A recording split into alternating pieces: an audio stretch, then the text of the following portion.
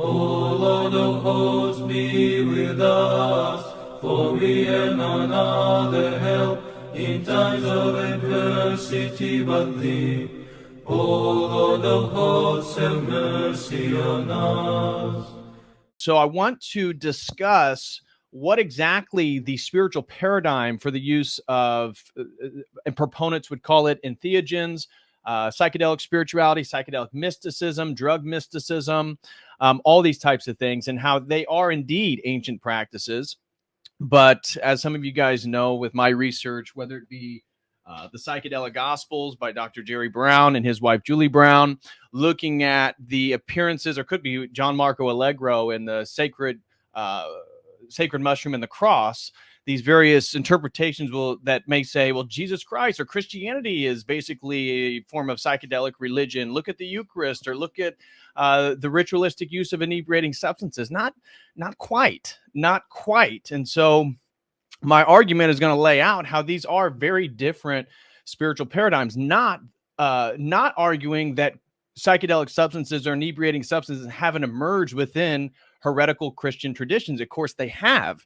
And this is where, again, I've gone back and forth many times with Dr. Jerry Brown, and highlighting that, when you look at the various frescoes in, be it France, Germany, Northern Italy, Turkey, that would insinuate whether it be the Amanita muscaria or sort of a psilocybin form, mushroom variation, they always are related to a Gnostic group. And Gnosticism is not the same thing as Christianity proper. And this is a subtlety, I think, for some people who make the claim that, oh, Jesus Christ was actually a mushroom. He's not a historical person. He's certainly, for those disbelievers, he's not God incarnate or whatnot.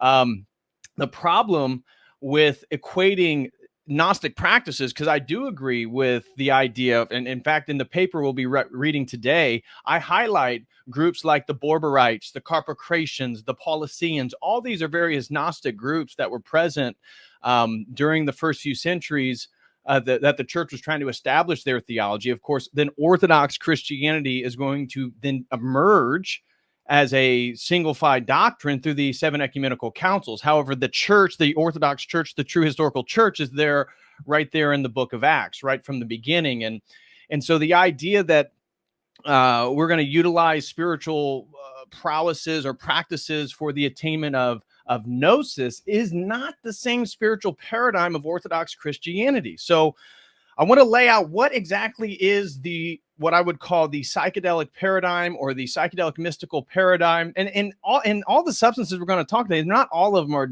generally speaking, psychedelic. Now, we're going to end our conversation today, and regarding my paper, we're going to end it as soon as we get into the Renaissance. And so that is really the fall of the Byzantine Empire, when the Ottoman conquest occurred, 1453. That is generally the sort of demarcation on the entrance into modernity.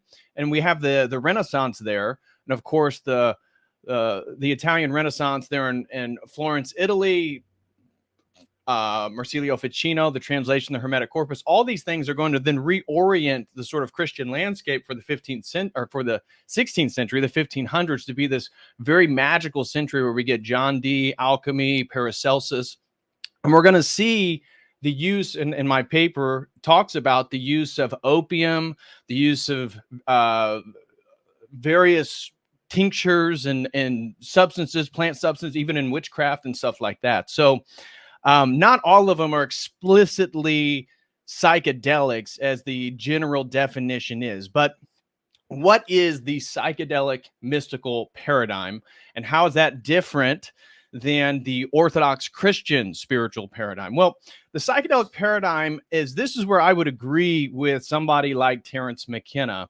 Obviously, I was big into psychedelics, and in fact, I'm actually dual streaming this stream over to my old YouTube channel, which was called Fractal Universe. And I'm going to start engaging with a lot of people who may still be in a psychedelic spiritual paradigm, and going back and forth. So we hope to do an open panel this Friday on "Do Psychedelics Lead to Enlightenment?" But I would agree with Terence McKenna that psychedelics, generally speaking, dissolve boundaries. Now, this obviously occurs at a phenomenological level when you're under the aegis of a substance, that there is a phenomenological dissolution of a boundary between you and another person. We're all one. The world's all one.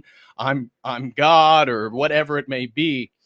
And so this dissolution of boundaries is really essential in regards to understanding the philosophical paradigm and many of the presuppositions that then are going to form and give contour to what exactly it is. So, for example, the Platonic privileging of unity over multiplicity is indicative. It's indicative of the psychedelic paradigm, generally speaking. So we've talked about this before, this idea that oneness or pure unity is always better than multiplicity. This is going back to the ancient philosophical debate between the one and the many. Which one's more real? Which one's more primary? The one or the many? Which one is it?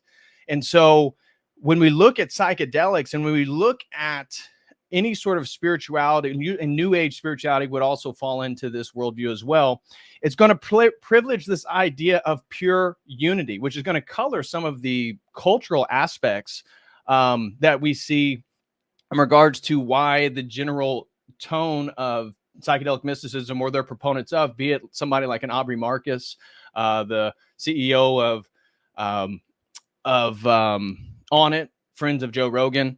It's going to privilege the goddess worship. It's going to privilege the idea that we're all one. We need to get back and even get into a sort of global world order.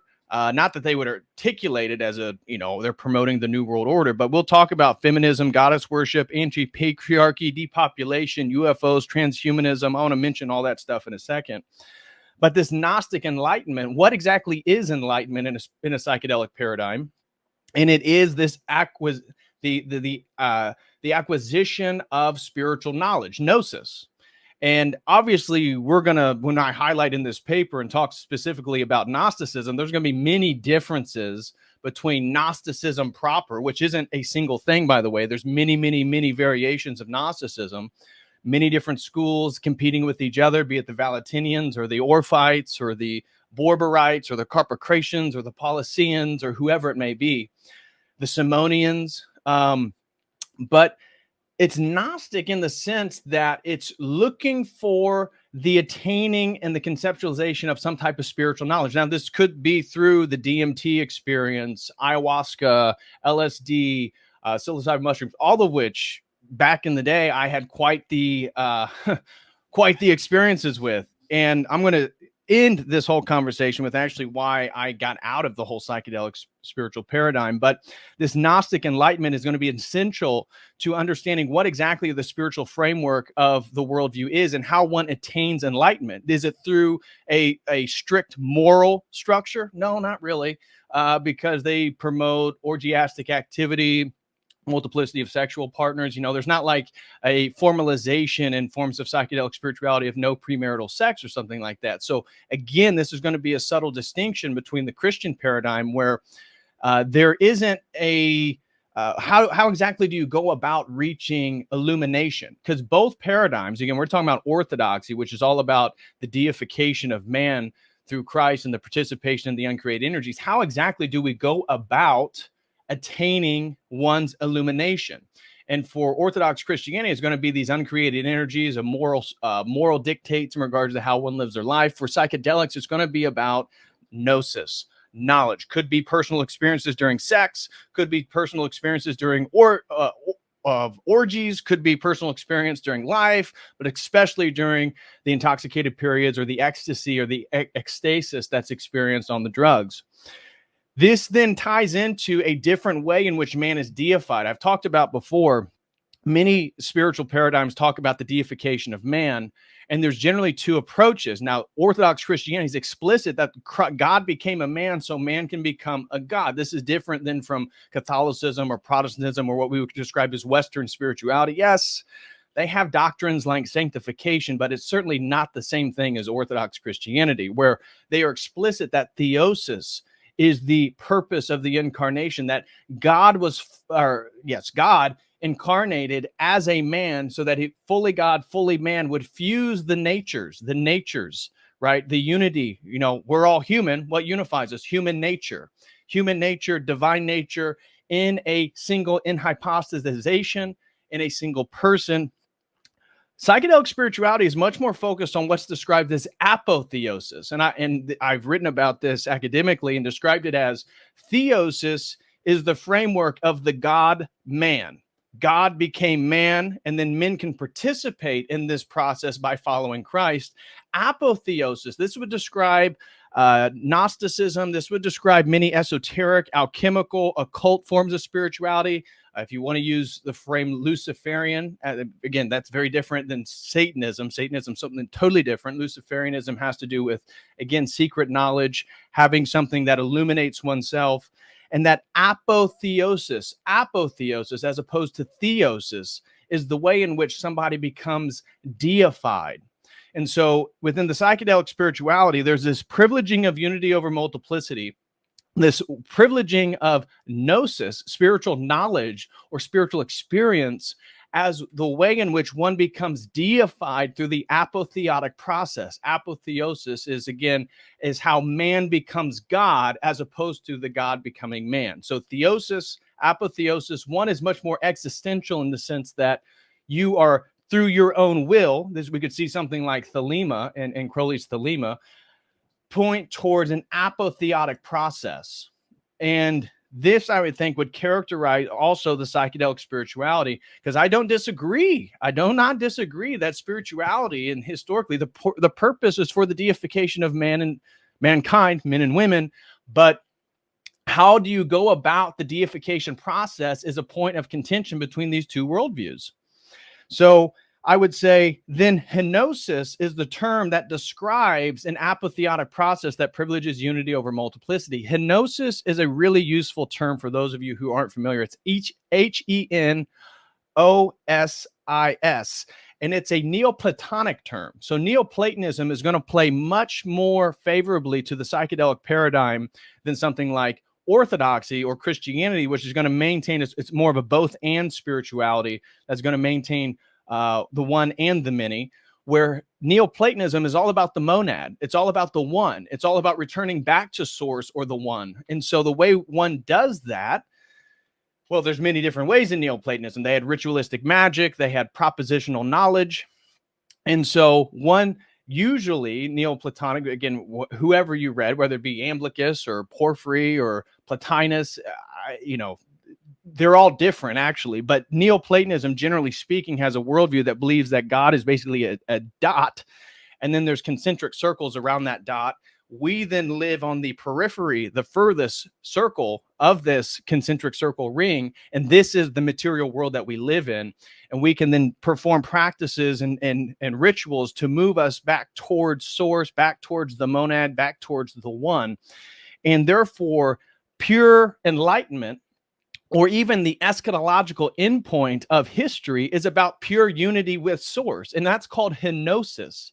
And so when we look at even heretical scholars like John Scotus Erigena, who, again, I'll be doing a sponsored stream on his division of nature here. I've been reading his stuff, and he was like the leading philosopher during the Carolingian Empire. And so he was a quite learned Irish scholar, and he was trying to form a sort of synthesis of Neoplatonism and Christianity. And because this emphasis on henosis, as opposed to theosis, when you reach eternity, if you make it to the kingdom, for him, everybody does.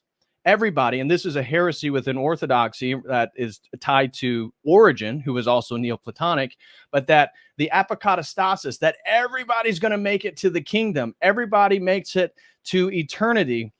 And when you make it, you are subsumed back into the one.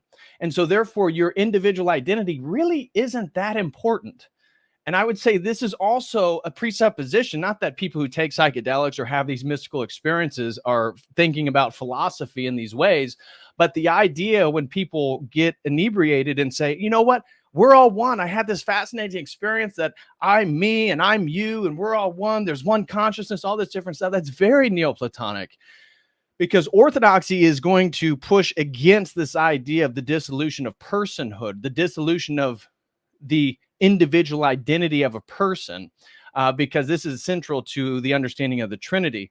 Where in Neoplatonism, this is really, really important, that we realize that we aren't really who we think we are, and that once we merge with God, we merge with the essence of God. That's just what Erigena was even talking about. So the psychedelic paradigm privileges unity over multiplicity, Neoplatonic. We can see that Platonic presupposition, Gnostic in its framework in regards to how somebody attains enlightenment, Henosis in regards to how somebody unifies with divinity.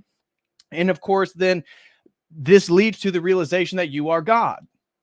And generally speaking, the psychedelic paradigm, although when we look in history, it could be the Eleusinian mysteries, that was obviously going to have a relationship to Demeter and Persephone. You can look at ayahuasquero tribes in the Amazon. They may have various animalistic or, grandmother ayahuasca deities, but generally their framework's not going to have the same framework of how they relate to God, and therefore you are the multiplicity of God. You are the personal form of God. You are God's personhood. And now, again, this is different from the Trinity, where we believe there's a Father, Son, and Holy Spirit, the Logos being that second person. That personhood being made in the image as we are gives us the image of God. We have personhood. Personhood allows us to engage in these uncreated energies like logic, reason, truth, love, compassion, mercy, honor, glory. None of these things you can touch. All these things separate us from the animals. And Orthodox Christianity says, yes, the reason you can participate in those is because you have the imago Dei. You are made in the image of God. Psychedelic spirituality is going to say you are God. There isn't this idea that you're made in the image. You are the conscious, you can say a pantheist or a panentheistic understanding that you are God incarnate. You are God experiencing creation, something of this sort. So again, the way we understand personhood, again, it's a different paradigm. So we are one. The ego and personhood is generally described as sort of an illusory psychological construct in the mind of the person. I know Terence McKenna talked about the dominator male ego, and he generally associated the ego with a privileging of patriarchy, of paternalism, in that this was a negative, a sort of a psychological detritus that's holding humanity back, and that the psychedelics would then eviscerate this egoic structure, this male-dominated structure, and therefore this would return us back to a sort of goddess-oriented, nature-oriented spirituality. And so the ego, again, is tied with the person and is going to separate orthodoxy from a spiritual or a psychedelic spirituality, because in orthodoxy, your ego is important. Your ego, your individual identity, your individual name is important. And when you make it to eternity, all this stuff is going to be maintained, right? So the way in which these two worldviews are going to understand personhood, the psychedelic spirit paradigm is going to adopt something more of an Eastern mystical understanding, that the idea of who you are is illusory. You could call it Maya if you want to use Sanskrit in a Hindu context or a Dharmic religion context. And that would, I feel like that'd be fairly appropriate. So psychedelic spirituality often adopts more of a framework in which we are all, humanity is all one, animals, everything that is sentient to some degree, even though there may be a spectrum of sentience or consciousness. All of us are connected. We're all the same thing. And this is where they'll get into utilization of something like consciousnness, cosmic consciousness, or even interpret Christ as the cosmic Christ. They'll take an Aryan Christology and then claim that he was fully illuminated, something of this nature. So also the psychedelic paradigm does not have a single defined morality.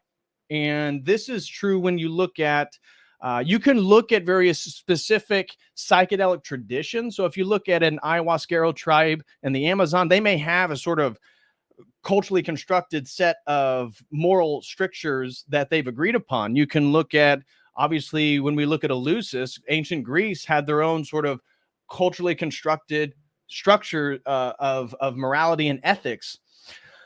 but they don't agree across each other. So once you start looking at whether it be the Soma cults of the Rig Veda or the Mithra cults or the Gnostic cults that we're going to be talking about today, or the Eleusinian mysteries, or you get into Aleister Crowley and Thelema at the beginning of the 20th century into the 19th century, none of them have the same moral structure. And so the idea that one unifies with God through morality isn't going to be of a strong emphasis for the psychedelic paradigm as it will be for the Orthodox Christian paradigm.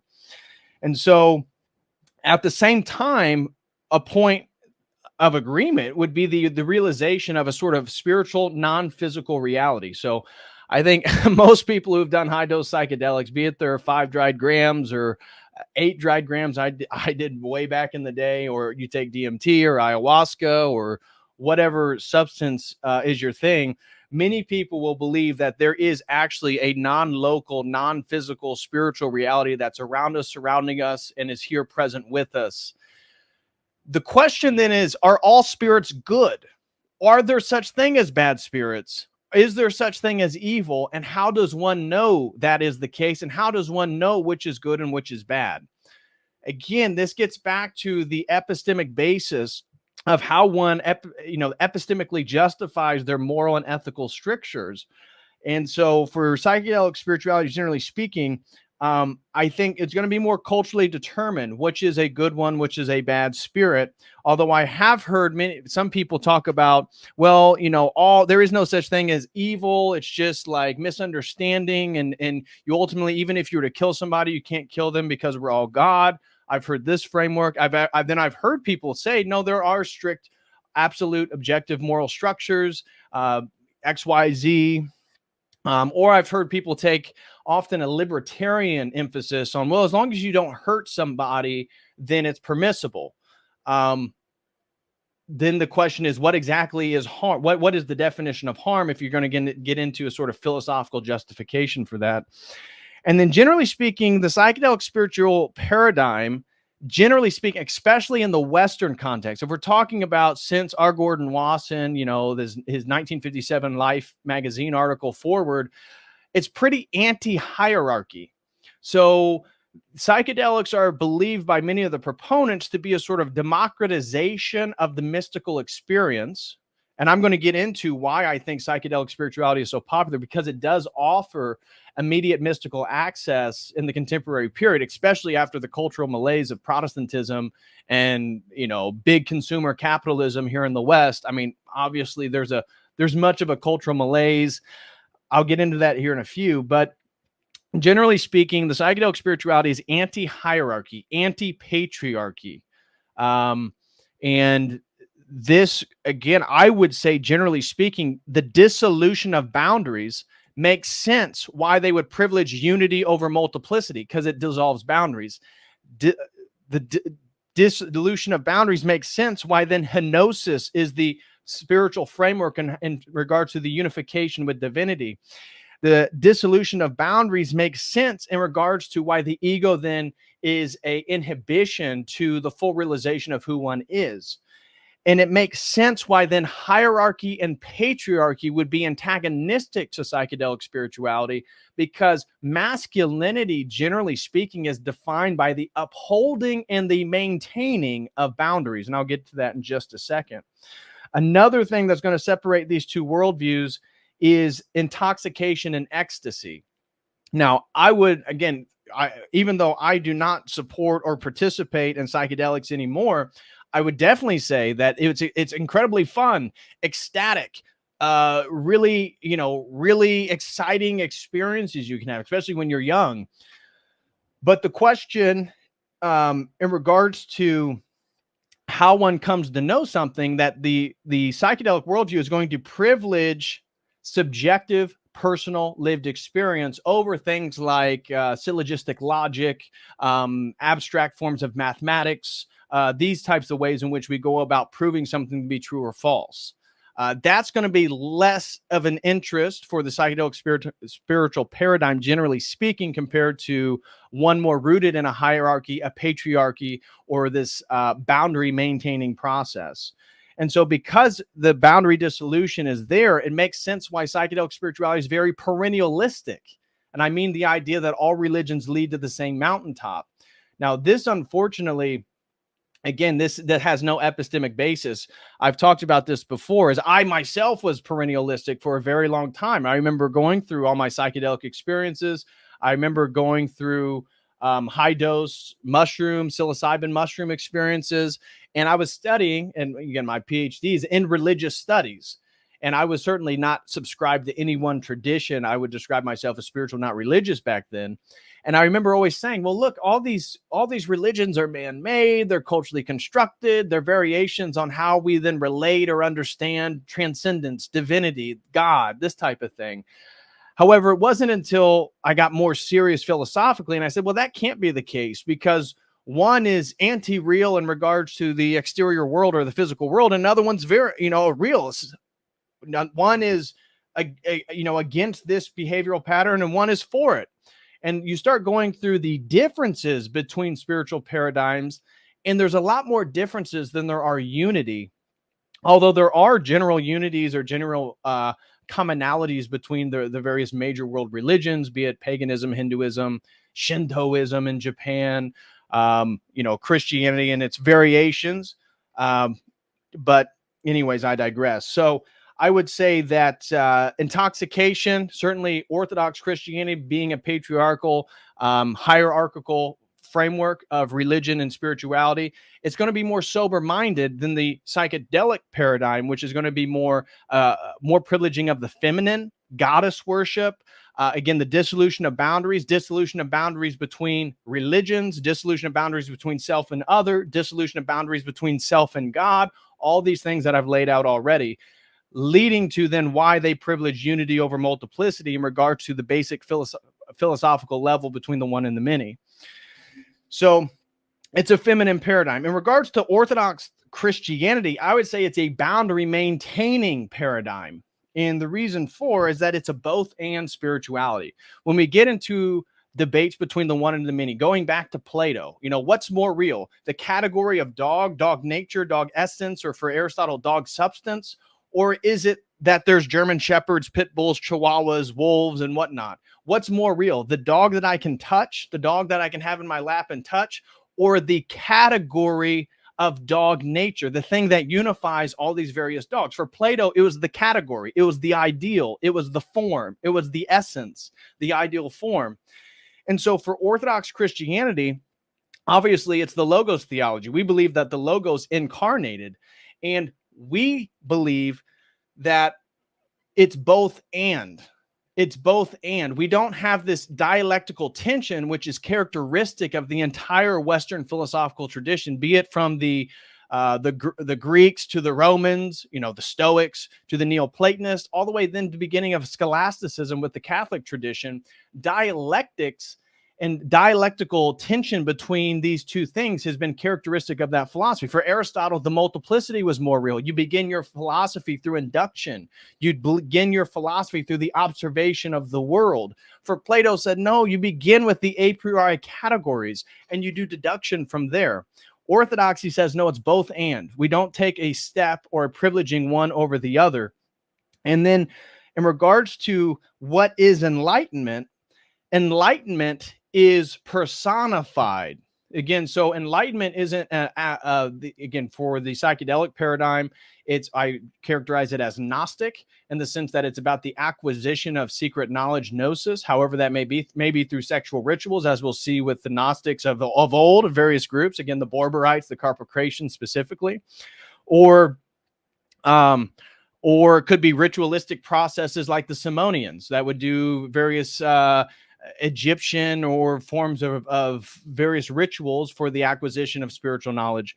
For Orthodox Christianity, it's about following Jesus Christ, because the idea here is that the Logos, the metaphysical basis of reality, that which unifies all things, that which is the source of the essences of the ideal categories, right? Now, again, we're not Platonic. We understand these categories as divine principles, the logi, but that he incarnated as a man to unify divine nature and human nature, lived a perfect life, defeated death, and ascended, and that we then follow that path. Enlightenment then is characterized by our participation in what's called the uncreated energies. one of the things that would differentiate when you start to look at spiritual worldviews, you can look at what spiritual paradigm gives cataphatic, meaning positive descriptions to the essence of God. And orthodoxy is explicit that we do not give cataphatic, positive explanations in regards to the essence of God. We say the essence of God is totally unknowable. But what we do, so then another question is, for example, if you ask a Catholic, and we're Orthodox Christians, but this is the subtlety of theology here. If you ask somebody, do you directly engage with God through a Thomistic worldview? The answer is no. You engage with an analogy. When you experience love as a Thomistic Catholic, you are experiencing an analogy of God's love. Now, as Orthodox, we would say, no, you're experiencing the uncreated energetic reality of love, the same love that is natural to the essence of God. And so we then engage and participate and embody the uncreated energies of God so that we can be divinized, deified by them. So the idea is that the more logical, the more rational, the more loving, the more truthful, the more compassionate, the more merciful, the more acquisition of honor, and the more pursuit of glory, these things actually deify you and make you more and more and more like Jesus Christ. Jesus Christ is that bridge that allows contingent created entities to move into eternity, a category which we technically could never participate in. Again, how does something that's created participate in a category of uncreation, in eternity, in infinity, right? These things have no beginning and no end. So the way in which we get enlightenment and attain enlightenment is very different, because somebody who has Down syndrome, for example, they're going to have a bit more trouble attaining gnosis or Gnostic spiritual knowledge compared to the Orthodox worldview, where somebody who has Down syndrome or something, it's all about their heart. It's all about their morality. It's about the way they treat people. It's about the way that they live their life. This is a subtlety, but an important distinction. And so God is personal. It's a Trinitarian structure. For the psychedelics, as we said, we talked about hypnosis, we talked about the divine, we've talked about divine consciousness, cosmic consciousness, something of this sort. It's abstract. It's not personified. The personification of God in the psychedelic spiritual paradigm comes by way of the individual who becomes illuminated through the gnosis, you see. Therefore, then he realigns through hypnosis, the ultimate unity, back with God. That's the idea. For orthodoxy, it's all about personhood. And so the Trinity is personal. The Trinity is three persons, one essence. That's the only cataphatic claim that the Orthodox Church makes about the Godhead, is that it's one essence, three persons, not three gods, but three persons. And therefore, it's both one and many. You see, it gets back to that spiritual paradigm that's a both and. Orthodoxy is both and. It's both one essence and it's many persons. It's not a privileging of one over the other. Whereas, for example, if you were in a debate with a Muslim, for example, you could levy this at their understanding of Allah, because Islam, due to the Arabian conquest of the Persians and converting what we would call today Iran to Islam, you eventually get the golden era of Islam, which is the Persian golden era, because Persians already had high culture, the Arabs did not. And you see all these Persians develop a sort of Neoplatonic framework, theologizing and understanding Allah. And so within Islam, Allah is singular, and Allah is much more of a Neoplatonic framework than a understanding of a Trinity. And so therefore, is it the same God? No, it's not the same God. A Trinitarian understanding of the Godhead is different than the Jewish understanding. Yes, maybe both groups call God Yahweh, but the way they understand it is different. It's not the same God. It's not one essence, three persons. Same thing with the Muslims. Even though they're generally described people of the book, they're not worshiping the same God. And so personhood is extremely important, because we are made in the image of God. That's where we get our personhood. And as I said before in many streams, we engage with each other at a personal level. You don't know who I am. I don't know who you are. You don't know. Again, you think about somebody in your life, one of your close friends, maybe your family members. The way we come to know other people is through energies, just like I said, these uncreated energies of God. So you only know who your best friend is through all the experiences you had, everything he said, everything they've done. the way they dress, the way they move, the way they treat people. All this are energetic expressions of the essence and nature of who they are. That's how persons made in the image come to know other persons through energies. And that's the same theology of how we come to understand the Trinity, 3 persons, 1 essence, through these uncreated energies. And so we maintain personhood into eternity, where I said henosis, the Neoplatonic framework, the individual person dissolves back into God, that ultimately your personhood isn't really real. And this is where, for somebody that's of the psychedelic spiritual paradigm, if you believe that, at least they're consistent with the idea that if you attain a certain amount or special gnosis, that you then become enlightened and that you realize that you're all one, and that if you were to be subsumed back into God, that this idea that I'm David Patrick Carey, that's an illusion, that's unimportant. Within the Orthodox Christian worldview, that's very, very important, because you maintain your personhood into eternity for infinity. It's very different.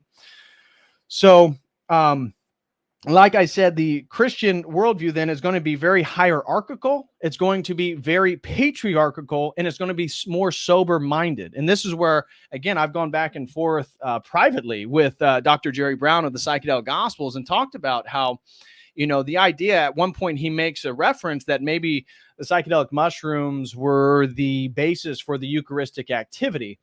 And I agree with him that for certain groups like the Cathars of southern France and northern Italy during the Cathar heresy, which again is Gnostic, I believe that they really were. So when he finds these various frescoes that are, demonstrating what appears to be the Amanita muscaria mushroom in places like St. Michael's Cathedral. There we go. Like there's one in St. Michael's. This is a depiction of Adam and Eve. Clearly looks like they're eating of the Amanita muscaria mushroom. And he has various references. This is a church in France where we see them cutting down mushrooms at the Last Supper here. Do I believe that there were some heretical groups that were engaging in these activities? Yeah, I do. But that's not the same thing as saying Christianity proper was actually a psychedelic religion. That is a step too far. That does not take into account the philosophical and theological nuances of paradigms and why people do the things they do. The Eucharist is explicitly understood as the body and blood of Christ and is not an ecstatic experience. The point is not the acquisition of gnosis. The point is not to become inebriated in any sense. Were there groups that did that? Yes, there were. Absolutely. I do agree with that. But generally speaking, it's a sober-minded spirituality. Alcohol, tobacco, those are basically the things that are okay. But even getting drunk is a sin. You're not supposed to get totally intoxicated. You can, drink your malt whiskey, smoke your cigar. But if you were to become a belligerent drunk, that's sinful. That's a transgression of the boundary. As I said, this spirituality is a boundary maintaining spiritual paradigm. And so the way that Jacques Derrida, the 1960s French intellectual, in his famous book, Grammatology, the way he framed it is that the central pillar of Christianity is what he called foul logocentrism, the privileging of the phallus or the masculine or the patriarchy, the privileging of logos. Remember this Greek philosophical concept that begins with Heraclitus, goes through Plato and Aristotle and the Stoics and Neoplatonism and all these different groups. John, in the Gospel of John, in arche in ho logos, in the beginning was the Logos was with God, and the Logos was God, is showing that the Messiah, the Mashiach that is prophesied throughout the Old Testament is in fact the concept of the demiurge that's present within Greek philosophy. Again, for the Neoplatonists and even contemporary Neoplatonists, they believe that the Logos is the first creation of God. Christianity is saying, no, he's begotten and of the same essence. Again, this is a philosophical argument that's very nuanced, but they're claiming that, no, actually the Logos is not created. He's uncreated, and it's the Godhead itself is 3 in 1. So in the beginning was the Logos was with God, and the Logos was God. It's articulating a different paradigm that is foul logocentric. And so Derrida, being a leftist French intellectual. He wanted to undermine, and he thought the best way, if we're going to undermine the Christian paradigm and destroy Christian or undermine Christian culture, we need to become feminine oriented as opposed to phallus oriented or patriarchally oriented, and be anti-logos, be against consistent forms of logic, be against objective forms of morality, be against the idea that we have to just philosophically justify our epistemology. And instead, let's privilege the marginal. And so the idea, as he talks about, is to privilege the marginal over the majority or the center. You see, Christianity is foul, logocentric. And he said, what we need to do is privilege on, the homosexual, the female, the feminist, aberrant forms of self-expression, and then make that the new center. So make the marginal the new center. And this is, again, a different form of spirituality. So the foul logocentric is essential to the Orthodox paradigm. And then logos theology, the incarnation of that logos, then you can understand, again, that's where the Gospels and the New Testament then comes into play to then lay explanation to the incarnation of the logos, this metaphysical reality in God himself. And so love your neighbor as yourself is indicative of the idea that both you take a high dose LSD experience. Yeah, you're going to realize that, man, all of us are the same, or all of humans are united. Men and women are united. There's a shared human experience here. Agreed. But you're not all the same person, or you're not all cosmic consciousness experiencing itself in different bodies. What I would argue is that Orthodox Christianity says, love your neighbor as yourself, because it's highlighting on that shared experience. You can know something about your neighbor through your own lived experience, but you love them separately. You're not all the same person. The idea that you are who you are is not an illusion. It's a reality, and that should be maintained and privileged. And therefore, there's a emphasis on your ego or yourself to then make sure you make the right choice. And that then ties to my final point that's going to differentiate these spiritualities, that Orthodox Christianity is explicit, and that it is understood that morality and living a moral life is incredibly, incredibly important.